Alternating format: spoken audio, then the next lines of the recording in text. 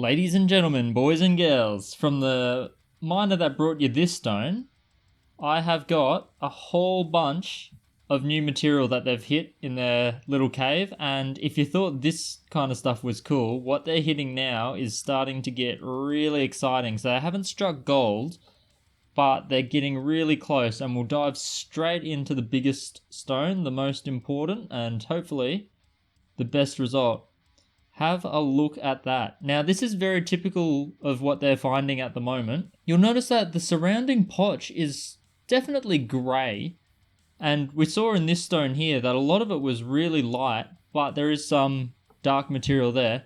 This is more, basically, it looks like black crystal, but I won't know until I have a bit of a better look. It's not the thickest bar in the world, but it's well and truly thick enough to cut something out of. And it's an absolute lightning bolt. Now we see it there, it disappears for a bit, and then we see a bar over here. Now I'm not entirely convinced that that bar is meeting this bar, but if it is, it means we've got ourselves a little bit of a wobbly. I can see a flash of it up here as well, so maybe it turns on a right angle there and comes straight back up and meets. If it does, we are looking at a huge stone here.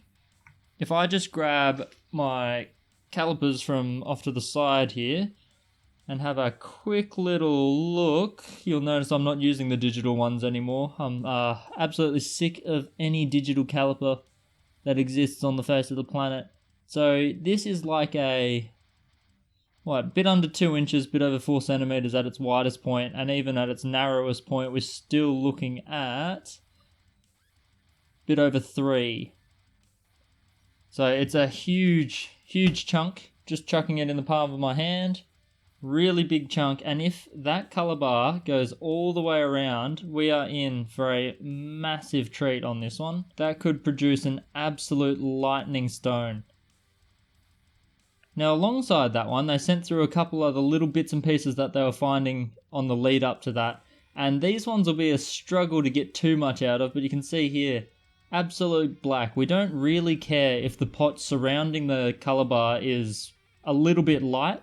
Like I said, in this one, it's probably grey at best around here, but if you look at the body tone of the actual color, that's the only thing that really matters. And that is dark. That is actual black, just like in here. So we might get a small piece out of that, but I think the color is actually this weird part here that sticks out. So it might be a little bit sandy. It actually looks like it could be a bit of a shell piece. But a couple more pieces. This one will be an interesting one. I'm hoping that it goes deeper and it doesn't just stop here where it kind of looks like it does, because that would be very similar to the big stone, but I don't think it continues very far. Though there is a flash of it over here as well, so who knows, if that goes all the way across the face of this and is just disappearing a bit, you can see it there, that could actually be a nice way to test. Though it's got some really dark potch under that one, rather than the usual where he finds that it goes straight to a lighter tone. This one here, very similar. I'm seeing a spot of red. Now that's always a bit enticing, and look at it just glowing through the skin. Little bit of crust left there and it's glowing through. This one, once again, I don't see it on the other side, which is a bit disappointing, but who knows, we might have a bit stone there as well. And then a few more different ones. You can see here that they're fizzing a lot.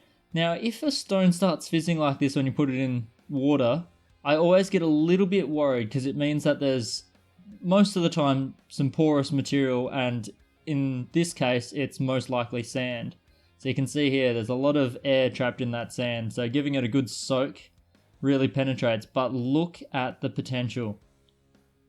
So this is where they're starting to hit a little bit of the fiery colors, and have a look at that.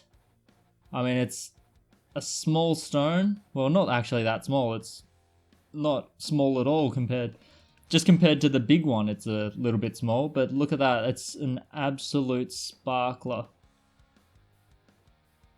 And definitely got your fiery tones, got your warmer colors.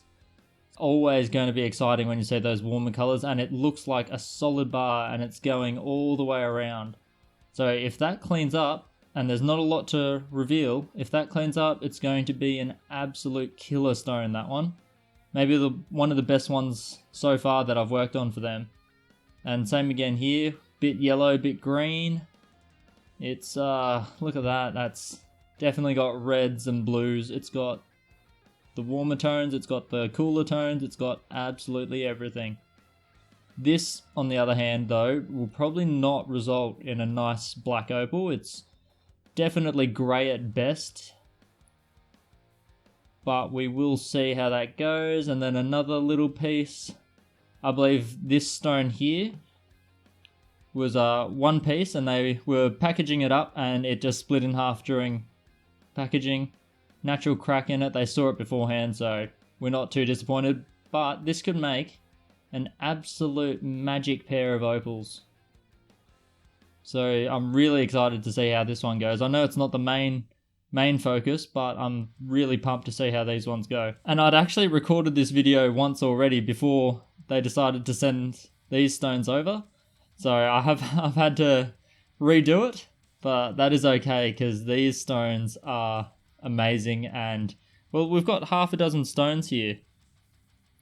So we're definitely going to cut some absolute gems out of this. Hopefully the Sandies is up on these ones and they reveal a beautiful multicolored color bar.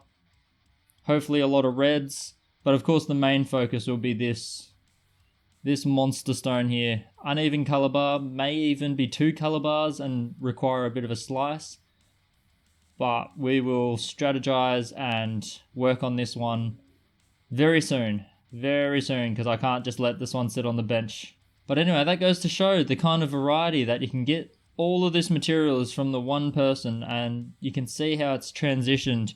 At first it was very much this kind of material, which is fairly light body tone, and yeah, we've had a lot of troubles with this in terms of inclusions and just not having the cleanest of faces. I always comment that this stuff feels a lot like meant to be. It's really hard, it's not facing overly proudly.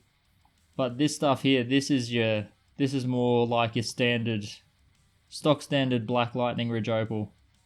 And we are going to get some amazing stones out of this. I mean, I won't be able to keep them because they're not mine, but I'm more than happy just to work on them because it'll be an absolute joy to reveal some of this stuff. I mean, look at that. Absolute lightning bolts and color storms with ones like this.